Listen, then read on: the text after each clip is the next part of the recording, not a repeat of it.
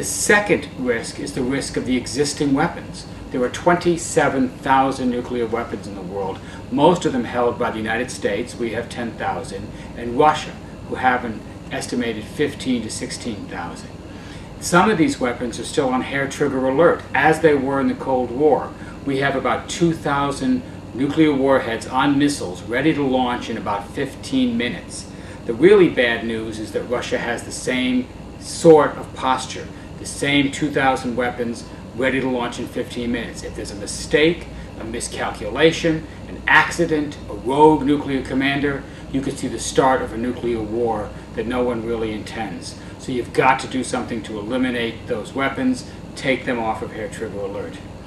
The third danger is the danger of new countries getting nuclear weapons. This is the one you hear about the most, but it's actually only the third on my danger list. So in Iran perhaps getting a nuclear weapon in 5 or 10 years. North Korea continuing to acquire nuclear weapons. We think they might have 2 or 3, maybe as many as 5 or 6 now. And if that happens, the danger is not that they're going to use it against us. Deterrence is alive and well. Both those countries know what would happen next. That would be a suicidal gesture on their part to use a weapon against us or our allies. The real risk is what happens in the neighborhood. If Iran acquires a nuclear weapon, what does Saudi Arabia do? What does Egypt do? What does Turkey do? These are rivals of Iran in the region. The most likely response, history teaches us, is that they will go after nuclear weapons themselves. And then you set off these nuclear dominoes. Then you go from a Middle East with one nuclear weapon state, Israel, to one with 4 or 5 nuclear weapon states and the unresolved conflicts. That's a recipe for nuclear war. The Bush administration in the last several years has essentially repudiated, has rejected the past commitments made by the United States to pursue nuclear disarmament. It is absolutely essential that the United States reinforces its commitment to this part of the Non-Proliferation Treaty bargain, or else the United States is not going to be able to win international support from other countries to reinforce the nuclear non-proliferation system. And that means to strengthen international safeguards and inspections to make sure that bomb-making technologies and material are not diverted from the civilian side to the military side, to stop the further spread of uranium enrichment and plutonium production technologies that could be used to make nuclear bombs, and to build international support for the kind of diplomacy necessary to curb the nuclear ambitions of states like Iran and North Korea. In order to confront these dangers, you have to confront them all at once. They're all interrelated. It's like three-dimensional chess. A move on one level affects the pieces on the other level. It's hard, but there's a set of policies out there that can do this, that can reduce the dangers on all 4 levels of nuclear risk. Remember that it's not about which nuclear threat is worse than another one, because one nuclear bomb is just as evil as the next nuclear bomb. It's not about good guys and good regimes and evil regimes which shouldn't have them. It's that the nuclear weapons themselves are evil.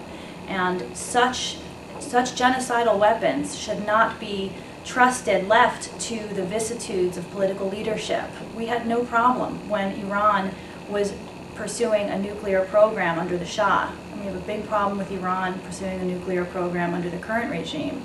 So who is to say that who we like today and who we entirely trust with these weapons today will have a change of leadership and will have these weapons in their arsenals under the direction of somebody that we feel we don't trust. And again, this leads to the necessity of a verifiable, law-based, rules-based prohibition regime to make sure that no political leader is entrusted with weapons that can obliterate the planet and alter life as we know it forever.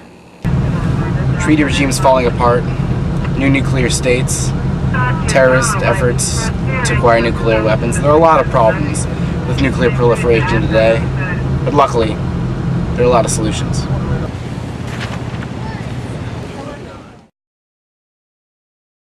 The first thing we have to do to fix these problems is to recognize that the current strategy isn't working. The Bush administration had the view that the way to solve the problem was to overthrow certain regimes who were trying to get nuclear weapons. The war in Iraq was an implementation of this radical non-proliferation theory. They said that Saddam had nuclear weapons, that we didn't want the smoking gun to take the form of a mushroom cloud, and the way to solve that was not treaties, not debates at the United Nations, but direct U.S. military action. This has proved to be a disaster. Not only did we invade a country that didn't have nuclear weapons, but that countries that had them or were thinking about getting them actually accelerated their efforts. So Iran made more progress in its nuclear program in the past 5 years than it made in the previous 10. Same with North Korea. So number one, recognize the current strategy hasn't worked, throw that out, bring in a strategy that does work. I would say the strategy that does work starts with us, starts with the United States. The nuclear problem is not a problem that's just over there. We're the leading country in the world. We're the one with 10,000 nuclear weapons that sets the standard for most of the world. We have to start cleaning our nuclear house, dramatically reducing both the number of nuclear weapons and the role they play in the security policies of our country. Here's the good news: we don't need nuclear weapons. We're the most powerful military state the world has ever known. We can protect our interests without nuclear weapons. The only reason we have them is to prevent other people from attacking us with nuclear weapons. So if we can reduce ours, de-emphasize their role, we can work with the other countries, particularly Russia and China, to reduce their stockpiles and set an example for the rest of the world. As you lower the importance of nuclear weapons in our own strategy, you lower it globally. You help convince other countries that they don't need them, that they shouldn't acquire them, and more importantly, that their neighbors aren't going to get them. So one of the most important things that needs to be done to reinforce and strengthen global efforts to stop the spread of nuclear weapons and to end the nuclear danger is for the next American president to pursue with a lot of energy further nuclear reductions in U.S. and Russian nuclear stockpiles, to ratify the 1996 Conference of Nuclear Test Ban Treaty, and also to clarify that nuclear weapons are not to be used in the normal course of warfare, but should only exist in order to deter an attack by another country. The good news out of all of this cacophony of bad and scary and nightmarish news is that there are many steps that we could take right now that diminish nobody's security and make us all safer immediately. And the really good news is that there's a near consensus on a lot of these steps.